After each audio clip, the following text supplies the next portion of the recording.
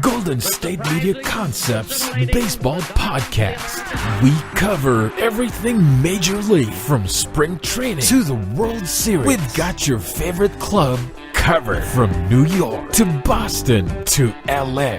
This is the Golden State Media Concepts Baseball Podcast.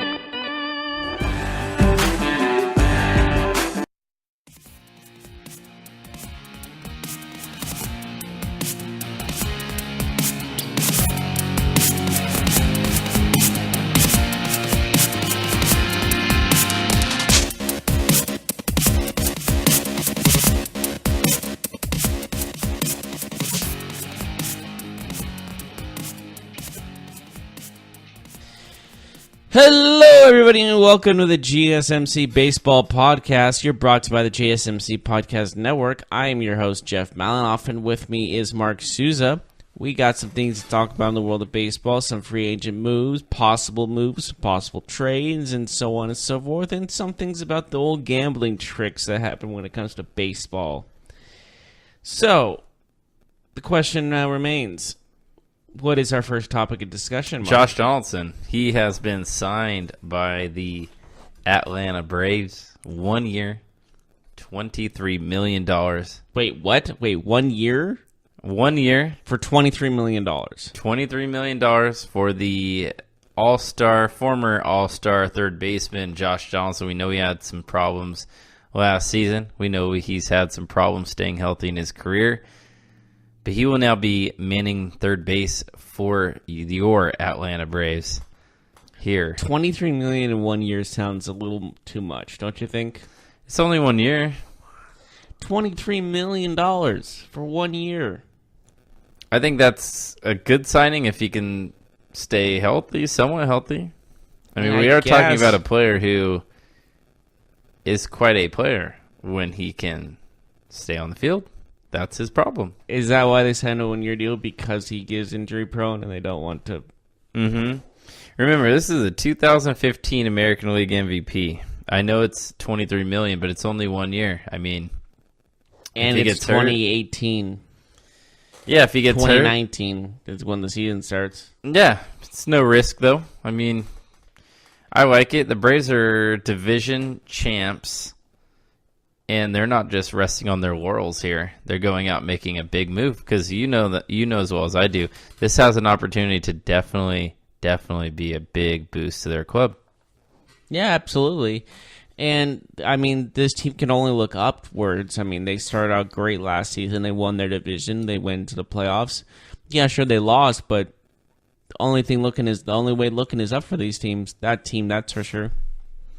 Yeah, absolutely. You put him in that lineup, and, when I'm looking at their lineup, maybe you see it differently, but I see him batting fourth behind Freddie Freeman.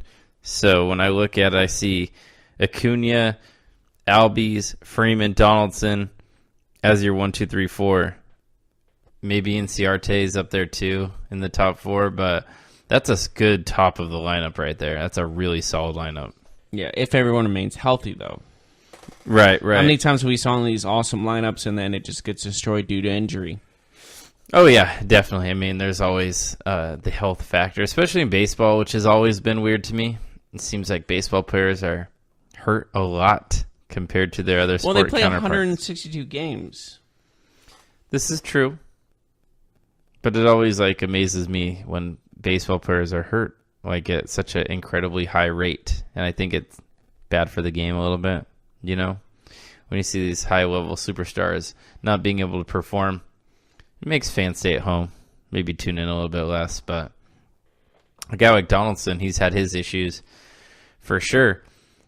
Interesting to me, though, is that I feel like this move kind of puts more pressure on their division rival counterparts. What do you think about that?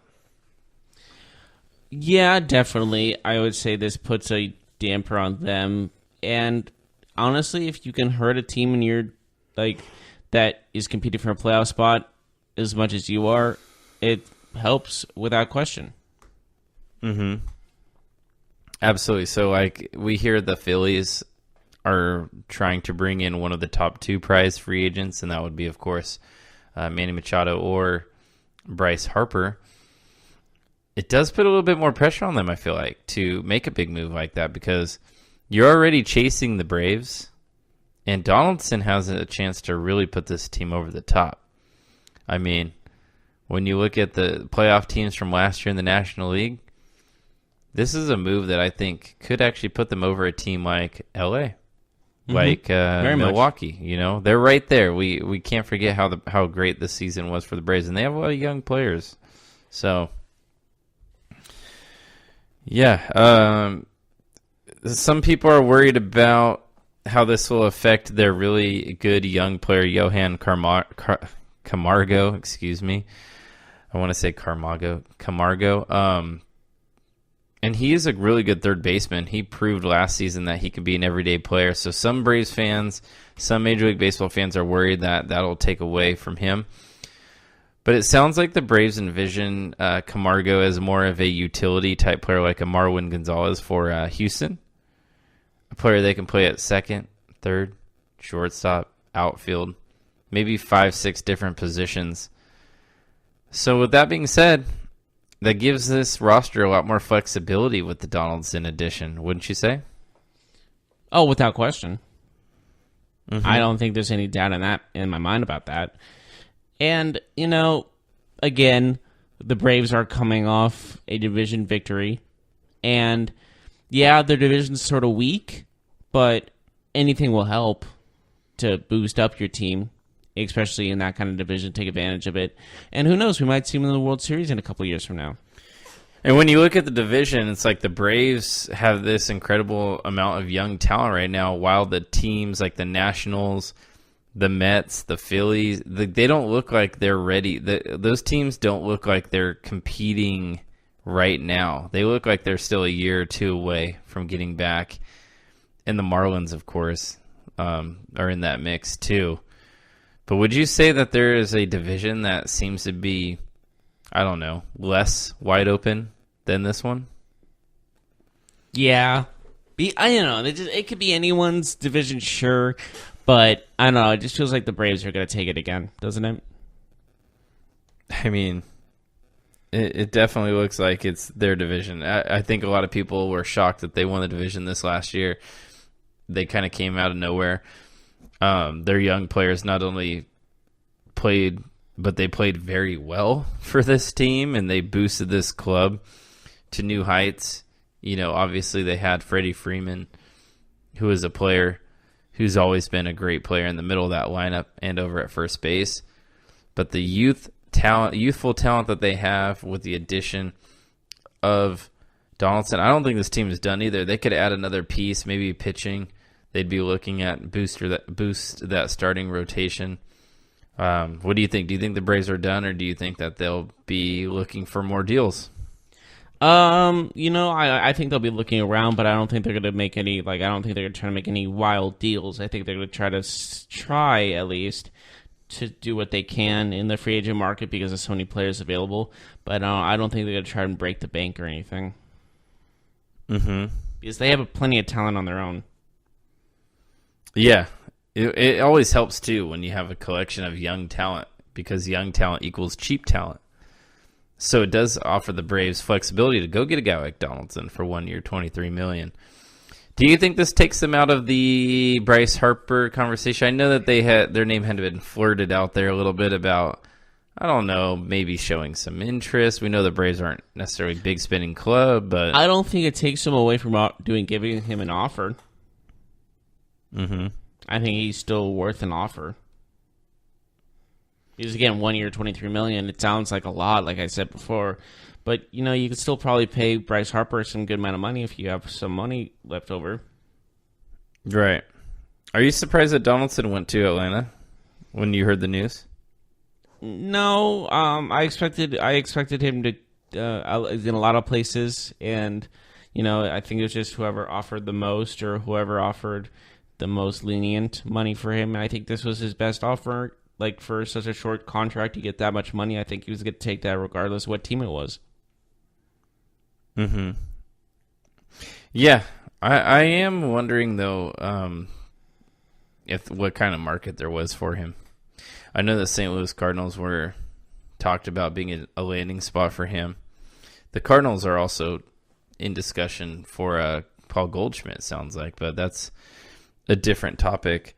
I wonder if Donaldson can sustain his level of production, though, not just due to staying healthy, but he is getting a little bit older now, in his 30s.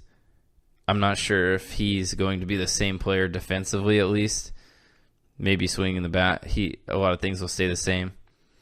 But I wonder if we are seeing a Donaldson that's closer to the 2015 MVP, or if we will see maybe a shadow of his former self type of Donaldson. What do you kind of expect? It's a 1-year deal type of thing, so honestly, anything. It could be a shadow of his former self, could be what they're thinking he can bring to the table, thinking he can bring even a better record than they did last year. So it all comes down to, like I said, if he remains healthy throughout like spring training and going into the regular season. And I just mentioned for Johan Camargo, a lot of Braves fans really like what this kid is doing. He's come up through the ranks. He used to just be kind of a slick fielding player, but he really added pop to his bat over the last couple of years. And he's showing that he could be a future third baseman for this club. But, with Donaldson, he's a stud, but has injury concerns. I think a guy like Camargo, having that utility player, can really limit to how much stress they put on Donaldson. You know what I mean? Like, they can afford to give him days off, especially during the season, where Camargo can come in and you can expect good production from him. You don't have to rely on Donaldson to be healthy for 162 games to make the playoffs or to make noise. They can take this easy, and I think that we may see the Braves take a cautious approach to how much they use him, especially early in the season. What do you think about that? Not having him for 162 games and have to be healthy, I agree with, because you can never ask someone to be healthy for that long. I don't think anyone in Major League Baseball could be healthy for 162 games. I think that's too much to ask for, in all honesty. So it's good to have so many talented young players ready to play at any given moment because of that. And I mean, that's one of the beauty about this Braves team is they're so young and anything could happen with them. Like, they have so much to take advantage of for the next years to come. Yes, big time. And I know we're talking about the division, but I mean, going back to that, this division is set up where it looks like the Nationals, they may be rebuilding this year. The Phillies, we know, are trying to make a big splash, but it still seems like they're a ways away. The Mets and Marlins haven't been relevant, so it might be a type of season for the Braves where they're not maybe playing contentious games late in the year, kind of like this year. You remember how they finished the season so far ahead of everybody in the NL East that they didn't really play any meaningful games the last couple weeks of the season? They kind of just cruised without really trying. Yeah, I mean, it was they walked away with that division. It wasn't a race like the Dodgers, for example, like that walk in the old Hulk TV show. No, no, no, no, no, no. The what? Do you know in the Hulk TV show, and I think it was like Bruce Banner? Yeah, where it was were really bad effects, and he would be walking and hitchhiking, and the piano goes, da na na na na na na na na na. No. Where he walks really slowly at the out off screen. Yeah, you follow like a lot of these like Instagram pages. No, that's not from an Instagram old page. These old school like comic book type stuff. I like comic books, but I liked it. That was a TV show from, I believe, the 70s. Oh no, I know what you're talking about, but I mean, like, was this like a meme that you saw? No, I just always thought it was funny. Okay. I'm with you. Maybe you'll show me in break or whatever, but are you saying that Josh Donaldson is the Hulk of this lineup? Is that what you're saying? I was just making a reference to Bruce Banner, not the Hulk. So maybe he's Bruce Banner of this lineup. Some people are calling this the second biggest signing in Braves history other than Greg Maddux. They're saying Greg Maddux was the biggest signing when he was a young stud coming up. That's an interesting accusation. Not an accusation. That's an interesting opinion. Yeah, What do you think, though? The Braves aren't really a team known for making splashy moves, right? Yeah, so I'll say... They got like a lower payroll. Like, they're in the middle, right? Yeah, I'll say... that's tough. I won't say... I won't say anything yet until the season begins and how he plays. Mm-hmm. So, hold off 1 second. All right, so what do you think about we take a break here? When we come back, we got to talk about some trade rumors in Major League Baseball. As the winter meetings approach, we have heard names like Madison Bumgarner, Robinson Cano. Those are two of the names we've heard about. Goldschmidt from Arizona. We'll talk about these potential deals, where these players might be going, and if you think if they'll be moved this season or this offseason. We'll do that when we return, right after this. This is your ultimate stop for everything sports. The Golden State Media Concepts Sports Podcast. Should I say more? From the NFL, MLB, the NBA to MMA, it's all in here. The Golden State Media Concepts Sports Podcast. Listen now.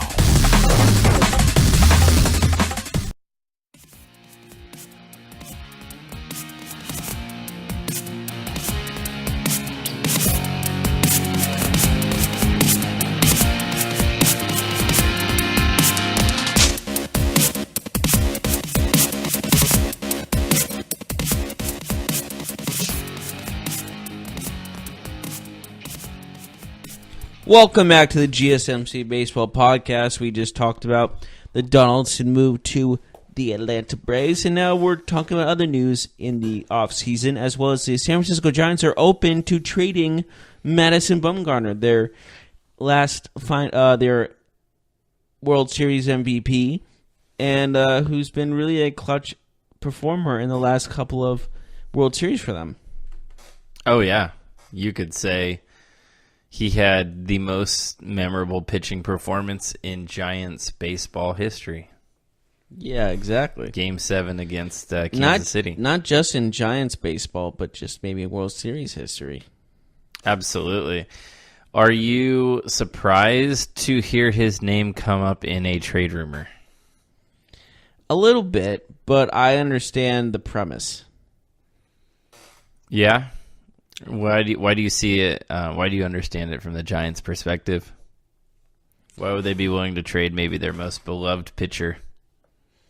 I think it's they need more than just that pitcher, and he hasn't been playing as good as he has in the last since 2014. Hurt, right? Yeah, and hurt, and honestly, like they could use more.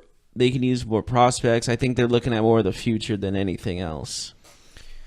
Yeah, they are in a transition period. I mean, we just saw them fire their general manager and hire Zaidi from the Dodgers to come in and be the new general manager. And we know that with the new GM, a lot of times they like to shake things up. They come in with a fresh perspective. A guy like Zaidi, you could see, as he has a background with the Oakland A's and the Dodgers, you could see them trading Bumgarner with an outlook of the future in mind. The big reason why the Giants would be looking to do this is because of the contract situation. Madison Bumgarner is in the last year of his deal, and we all expect that his next deal will be pretty big. I mean, yes, he might have not had the best last couple years dealing with injuries and things like that. He had that freak accident on the ATV. He also had his broken hand from a line drive in, what was it, spring training last year? Yeah. Just bad luck in, things like that. But we know that he's a dominant pitcher when he's right. He's still relatively young.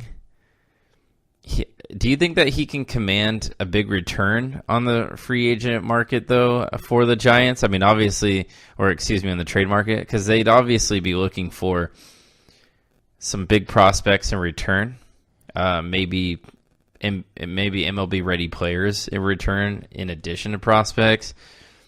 What kind of market is there for Madison Bumgarner? Honestly, I think some guys are just going to look at his history and go, this guy is an elite pitcher in the postseason, and are just going to pick him for their postseason performances. So I think they can totally, they can risk a lot for it. So do you think that it's going to just be teams that are ready to win now that'll be going after him? And Yes. not okay. Because I was reading that the Phillies are very interested, and the Cincinnati Reds are very interested. And I don't think either one of those teams is ready to win. Well, we might not know what they're thinking of. They might want to win right now, and they think that will be the next step towards winning right now. Mm-hmm. I mean, you would be adding a frontline starter, obviously. He would be an ace for almost every pitching staff. But yeah, according to John Morosi of MLB.com, the Giants are willing to listen to offers on Mad Bum. I did mention a couple of those teams. I thought initially, I'll say this right now, before the Yankees traded for James Paxton from the Mariners, I thought the Yankees would be the destination for Madison Bumgarner if he was to get moved, just because of the need, the star power. The need for speed. Sorry. The need for pitching, the star power of Madison Bumgarner. I mean, he's a name. That would get the fans excited in New York. They could sell jerseys and things like that. You know how it is. But yeah, when they got Paxton, then I thought, okay, well, they just made a trade that depleted their farm system a little bit. I don't see them making another trade that would deplete their farm system They further. could probably do it again, though. You think they would have the prospects that the Giants would be looking for, though? Because Justice Sheffield was the biggest prospect traded in that Paxton trade, and I thought that was a guy that the Giants would want. I think they'll have to give up someone on their current roster to get Bumgarner. Really? Do you have an idea of who? No, but I just have this gut feeling that that's what's going to be needed to Aaron Judge. I'm just kidding. Yeah. I mean, it's hard to say who Can it you would be. imagine they did do that? I mean, that's the kind of player the Giants would be looking for, though. Not him, obviously, but I mean like a power hitter, like an outfielder, maybe a corner outfielder, because the Giants, we know, their outfield is in shambles right now. Mm-hmm. Yeah. I mean, Hunter Pence is gone. Who's playing outfield for them next year? Unknown at this time. Yeah, I mean, they need outfielders. That's why the Bryce Harper to San Francisco Is the rumor. most crucial. Yeah, well, that's why you hear For them, at least. Yeah, you hear the Giants are interested in Bryce Harper because, okay, now you figured out right field for the next 10 years. You know, now we can focus on left field. We can focus on. I know Duggar was a good player for them last year at center field, but I'm not convinced that Duggar is an everyday player. I think he might be more of a defensive, replacement. He's a starter. He's a starter, but I don't know if he's so good that like you can't improve that position. You know what I mean? Yeah. I would say left field and right field. So with that being said, I don't know what the Yankees could really offer to the Giants. I don't know. But you make a good point. They might get a trade where they get some actual MLB players that are currently in the MLB plus minor league prospects. So Yeah. the Phillies have have a lot of names in their farm system. So it's definitely a team to think about. But the fact that he's on the last year of his deal, doesn't that diminish his value a little bit? Because you're only renting him for 1 year. Unless you agree to like a sign and trade or like a extension after you trade for him. But there's a lot of risk there, no? True. It is what you would call a risky acquisition. And I think the bottom line is that might put them over the top for a championship, in my opinion, though. Who's that? The Yankees? Yeah, if they get Bumgarner, because they have the offense, they need the pitching, and he has With Paxton, the pitching. who's an all-star, and Bumgarner, that would definitely bolster their pitching. I just don't see it happening. But Yeah, I don't. it would be see a it splash move, though. but they would have to offer a lot. They would have to offer a king's ransom like thing for Bumgarner. So what do you think about, or have you heard, former Yankees player Robinson Cano? he sounds like, at least, this is lying season, I guess, in Major League Baseball, so we don't really know, but we just see these journalists report things. But it sounds like Robinson Cano is definitely on the trade market. The Mariners did just trade James Paxton and get prospects back, so it makes sense that they'd look to move another big contract and get back prospects. What do you think about the Robinson Cano rumors? Do you think that he'll be traded, and where do you think he's going? I don't really know where he's going. I think they're just going to look at everything, and if they don't like it, they'll just keep him. But I think they're going to get a lot of offers, I think, from almost every team. So you really think so? Cano's still got some juice left in him. Well, that's pun not intended. No, you know what you were doing. Yeah, I know what I was doing. So, speaking of which, he just got suspended 80 games, and he has a gigantic contract. You really think a lot of teams are going to be offering for him? I just He's have 36. I have a gut feeling that he still has something in him that some teams just don't.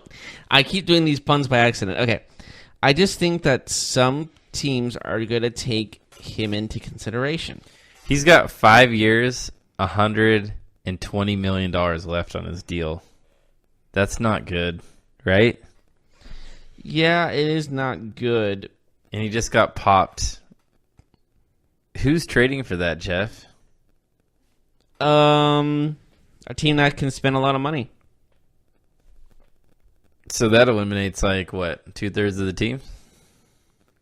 Sure. I mean, $24 million is like a quarter of a lot of teams' payroll. So it does eliminate a lot of teams. But there are a good number of teams that have that money. We just talked about Donaldson, and you were saying that his that 1 year, $23 million was kind of... That's a lot for 1 year. That's my opinion. But would you rather give a guy 1 year, $23 million, or a guy 5 years, $120 million, who's 36 years old? I can't believe the Mariners gave him that contract. How did the Mariners give him that contract? Give me a lifeline. Can we talk about that for a minute? How big of a mistake is that Robinson Cano contract? Well, they were thinking they could win now. That's how I... They gave him a 10-year contract that paid him They thought they could be some sort of dynasty. Let's get real here. They thought they were going to be good for years to come, and that didn't happen, so... Yeah, I guess. I don't know if there's a landing spot for him. I was reading that the Mets are interested in Robinson Cano. What do you take from that? That sounds like a weird fit, right? It does, but honestly, he could fit anywhere. Wait, that didn't come out right. He could fit anywhere? I think so. He's got that talent. Like he's for his whole entire career, he's been pretty darn good, has he not? I agree, but he's 36, and whoever takes him is going to pay him $120 million over the next 5 years. That is a risk. And he's coming off a suspension that he missed half the season. I mean, this guy's one away from, getting suspended for a whole year. True, but I think the fact of the matter is that Cano is a name, and I think guys are going to be going for the name instead of what he is now. Does that make sense? Yeah, and I mean he's been good, really good when he's in the lineup. But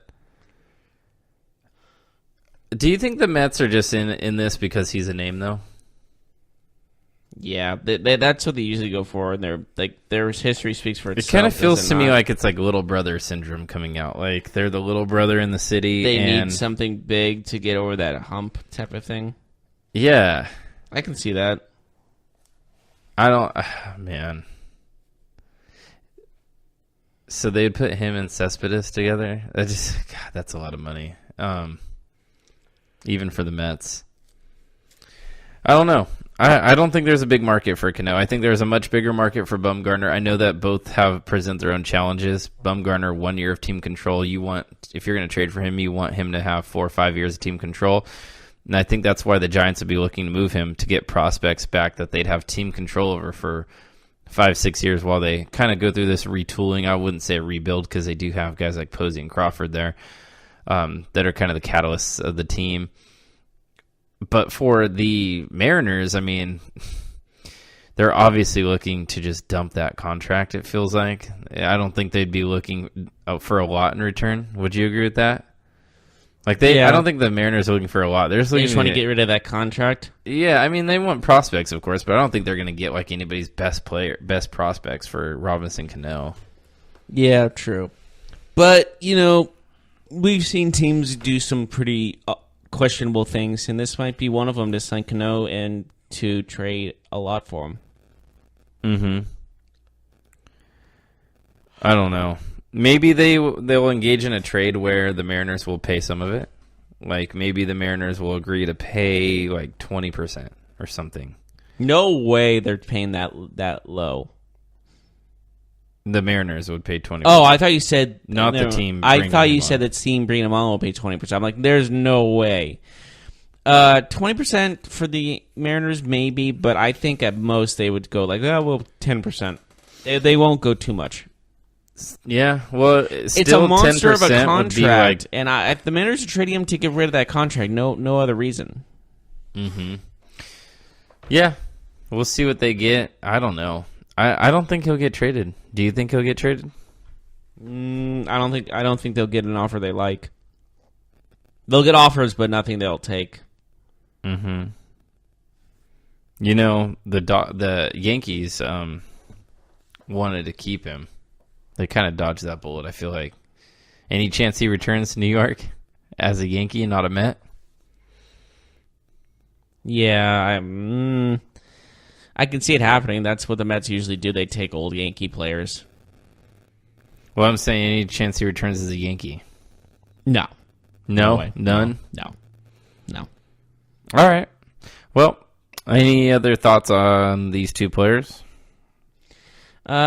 Just the fact that these two are going to be a King's Ransom-esque level of a offer to get them, and I don't know if it'll be worth it or not. Mm-hmm. Okay. All right. Well, let's go to break. When we come back, we could talk about Major League Baseball pace of play. We know that it's a topic of conversation. It is also a conversation that will be had at the winter meetings. But how a recent acquisition by Major League Baseball can change the outlook of the quote-unquote problem of pace of play in Major League Baseball. We'll do that when we return.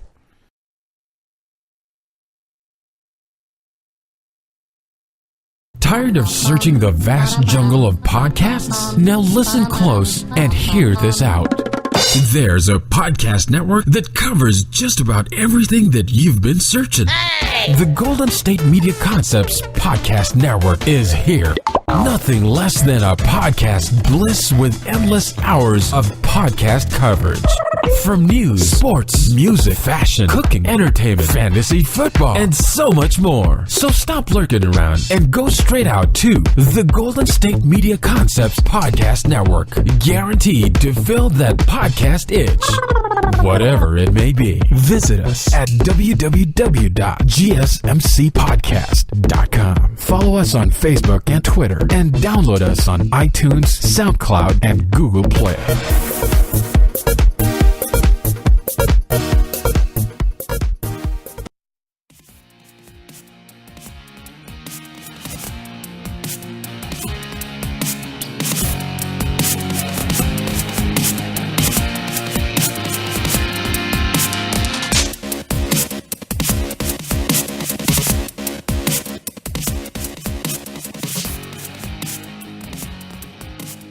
Welcome back to the GSMC Baseball Podcast. We finished out with the Bumgarner and Cano trade aspects of this offseason. Now we are going into the pace of baseball. Is that what you were saying?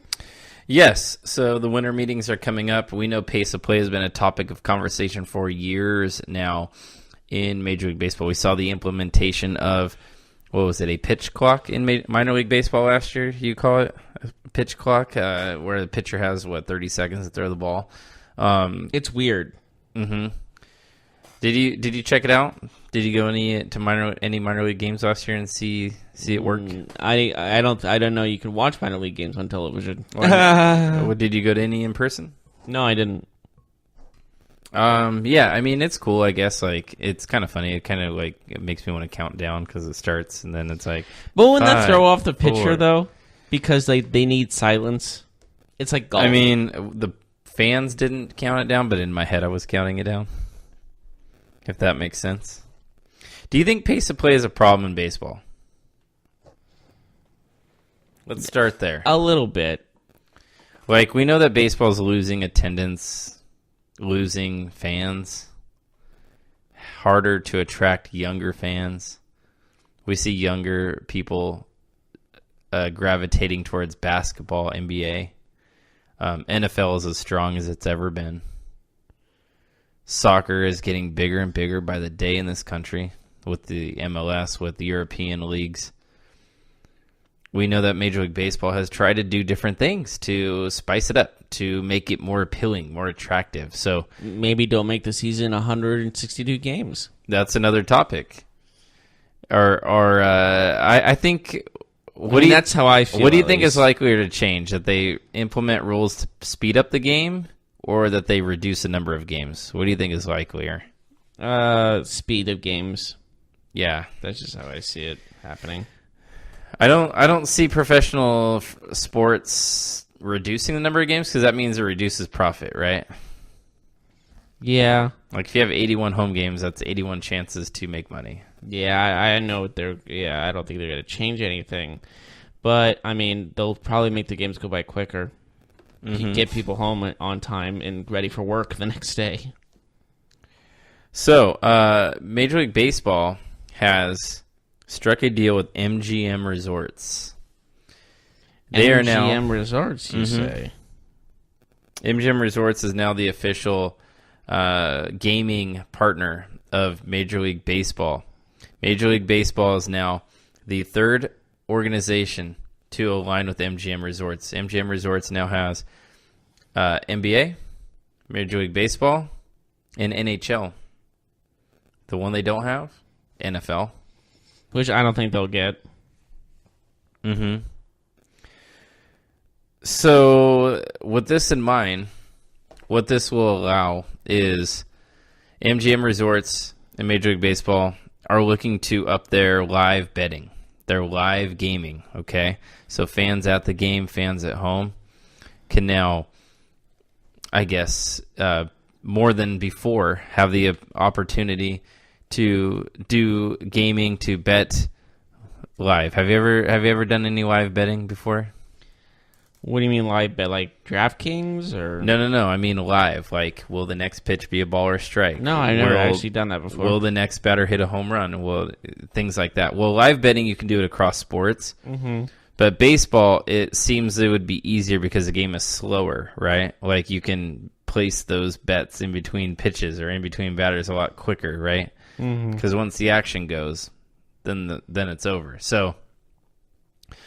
Rob Manfred actually thinks that maybe baseball's pace of play in this regard, since it's slower than NBA, NHL, NFL, will actually help that a slower pace of play. What are your thoughts on that? So slower play, like keep it where it is increases now. More betting, which increases more revenue which increases more interaction, which increases since more they eyeballs. made this deal with MGM, I think that's what's gonna happen. Sounds like that's what's gonna go down. So Manfred said, quote, "Our research is really strong on the idea that sports gaming can be an important source of fan engagement. We operate in a really competitive environment, and we have to take advantage of every opportunity to drive engagement by our fans. Last year, Major League Baseball's attendance dropped by 4%, and it dropped below 70 million for the first time since 2003. So attendance keeps declining. They're looking for different ways to stop that, to curb that, and to actually reverse the trend. So what do you think about this? Do you think that it's this might be a positive step in reversing that? Possibly, but I don't know. This just seems like a gray area almost, doesn't it? So Jim, yeah, I mean, I think this helps. Jim Urin, who is the MGM Resorts chairman and chief executive, said, and I quote, Baseball is perfectly suited for this. It will increase social networks. People will be talking about the next pitch, the next out, the next inning. It will extend The next the viewership. popcorn, the next 7th-inning stretch, the next soda. It will extend the Sorry, am I getting viewership. off topic? It will extend the viewership of games throughout multiple innings, regardless of the outcome or the score in that given period, end quote. So, what do you think about his words?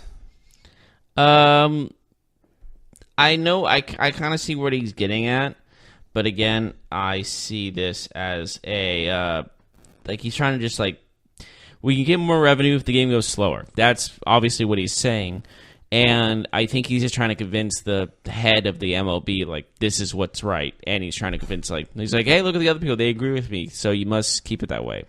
He's trying to get people on his side.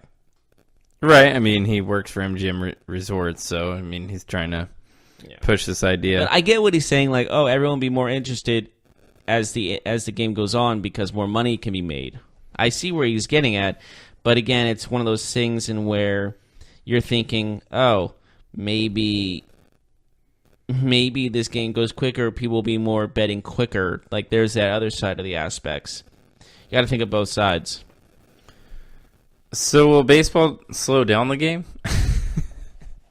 Will baseball slow down the game that's already slow? Right. Well, I mean, they've done things I to think- try and increase the pace, like not letting batters leave the box and things like that, right? And reducing the number of mound visits. If reducing the mound visits, it's fine. Batter's box, maybe not so, but like you can do some stuff to quicken the game, but you don't do it all at once. You know what I'm saying? Mm-hmm. What do you think about replacing umpires with robots? Huh? What's your stance on getting rid of the human error part of baseball? I like it because umpires really get on my nerves when they throw out people unnecessarily. It's like they have an agenda. Yeah, A lot of grudges. Are being held. especially there's like Bob Davidson is one of them. He gets on my nerves a lot. He Why is threw that? out fans. Why are you throwing out fans? Like they're apparently saying stuff to him when he's throwing them out. Like, you have the softest skin, sir. Softest skin, like he uses a lot of lotion. No, it's he's so easily like. Like thin skinned, like Yeah, well, tough skin, soft skin. I meant to say thin, but I said soft, and I'm regretting my decision. He's so thin-skinned that you can snap his limbs with your fingers. you threw me off because I was thinking about umpires with soft skin, and I was like, I've never thought about this before. Bob Davis, if you look him up, he throws out fans, he throws out everybody, and he's he just comes off as like a jerk, my opinion. And there are and then there's also Angel Hernandez, who have.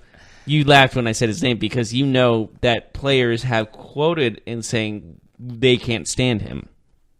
And his calls that he makes. And there was a game in the this postseason, that he had 8 reverse calls or something. He had like multiple calls at first base, and every single one of them were changed. A lot of people were definitely against instant replay in baseball. You remember that? Yeah, thank God they have it now, don't they? I just think about that. You just said 8 reverse calls in one playoff. Roughly, I'm not. I know. Saying that's exact, what you're saying is correct, though. He had a lot of decisions that were wrong. Yeah, And in a postseason game where that's the most over crucial. multiple postseason games. So, Yeah, but there was one where it was like in a row they reversed it on him. And Angel Hernandez was and he's still working, right? And didn't he file a discrimination lawsuit against Major League Baseball for not having him do like World Series games? And maybe it wasn't his race or anything like that. It was because he makes bad calls and no one in the Major League Baseball likes him. You can tell no one likes him.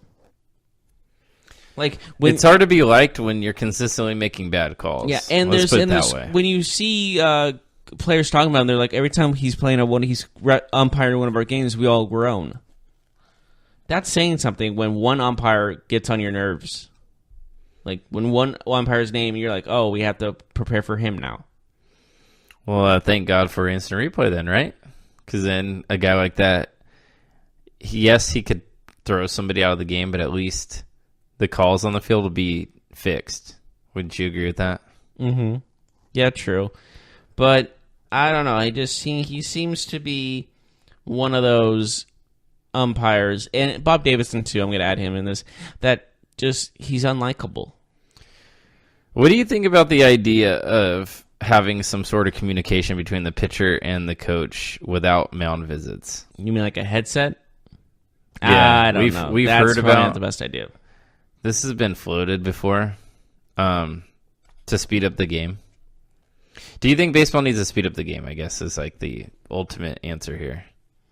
Or do you think it's fine the way it is? I know you're a fan of baseball like myself, but think about it from not just your perspective, but if somebody wasn't a fan of baseball to get, I guess, maybe more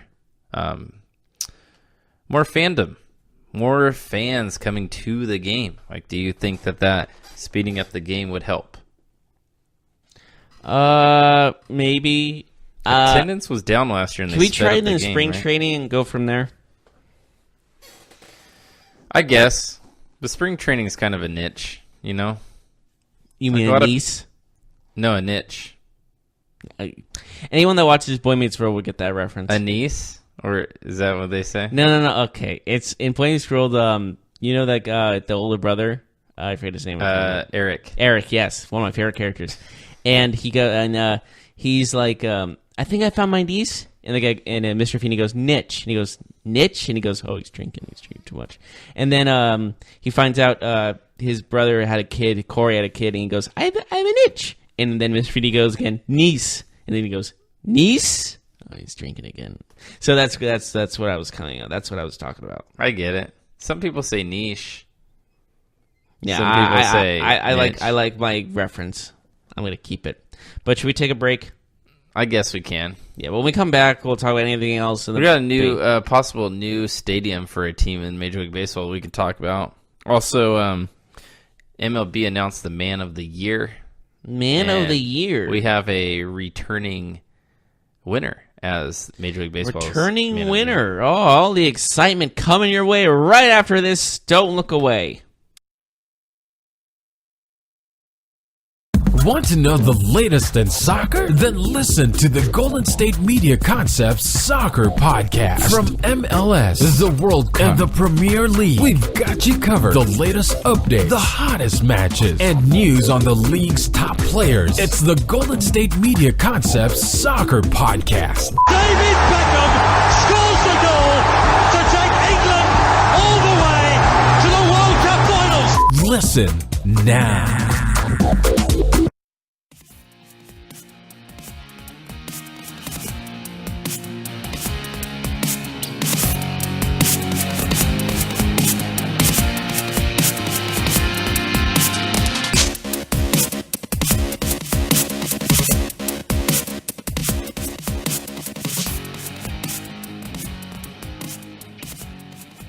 Welcome back to the GSMC podcast, baseball podcast to be even more exact. We are going to talk about the Man of the Year award that has just been announced. Who is the winner of the Man of the Year? Yes, so we have our first three-time winner. It's the Marvin Miller Man of the Year, part of the Players Association. And Marvin Miller won it again. No, I'm kidding. Part of the Players Association's Players' Choice Awards. It is 37-year-old Curtis Granderson. 37-year-old Curtis Granderson. Please come on down. He won in 09, 16, and this year. He narrowly won over Paul Goldschmidt and Mike Trout. So this award is given annually to a player for on-field performance and contributions to the community that inspire others. So in a time, in a world where it seems like a lot of negative news happens, it's always nice to recognize one of the good guys out there, Curtis Granderson. He's played for multiple teams. He seems to be a fan favorite. I've seen him personally play a couple times. He's very good with the fans. He likes to interact. He likes to sign autographs. What do you think about Curtis Granderson winning this award? You know, it's really cool when you see someone get, what's the word I'm looking for, get commemorated for his unselfishness out off the field. And this is just it's very deserving, especially from a guy like this who's very unselfish in his ways. And you got to love stuff like that. He's currently a free agent. Do you think he'll get signed this year and play somewhere? Yeah, I don't know. I think he's just going to, I feel like he should be more of a off the field guy that still does good for his community. Maybe like works with a team to help them in their communities. You know, like kind of a, what's the word I'm looking for? I'm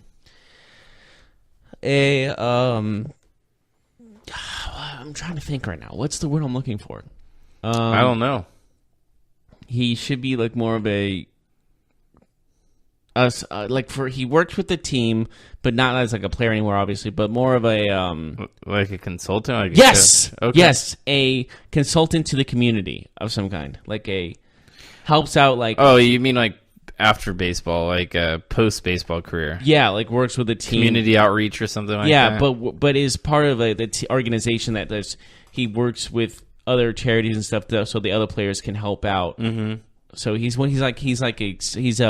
front man for that kind of like stuff. A liaison, right? Yes, exactly. That's the perfect word. So the Oakland Athletics, they have now identified a waterfront location for a new ballpark.